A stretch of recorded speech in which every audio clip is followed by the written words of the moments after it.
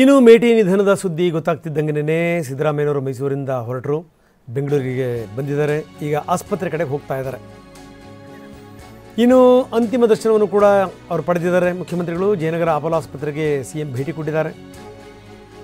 ಭೇಟಿ ಕೊಟ್ಟು ಮೇಟಿಯವರ ಅಂತಿಮ ದರ್ಶನವನ್ನು ಮುಖ್ಯಮಂತ್ರಿಗಳು ಪಡೆದಿದ್ದಾರೆ.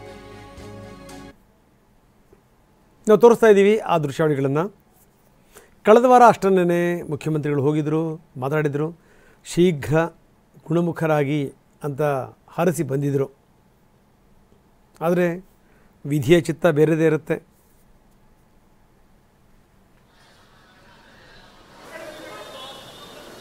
ಮುಖ್ಯಮಂತ್ರಿಗಳು ಬಂದಂಥ ದೃಶ್ಯಾವಳಿಗಳನ್ನು ನಾವು ನಿಮಗೆ ತೋರಿಸ್ತಾ ಇದ್ದೀವಿ. ಜಯನಗರ ಅಪೋಲೋ ಆಸ್ಪತ್ರೆಗೆ ಬಂದಂಥ ಮುಖ್ಯಮಂತ್ರಿಗಳು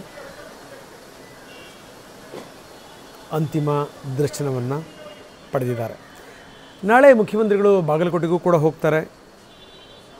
ಅಂತಿಮ ವಿಧಿವಿಧಾನದಲ್ಲಿ ಮುಖ್ಯಮಂತ್ರಿಗಳು ಪಾಲ್ಗೊಳ್ತಾರೆ.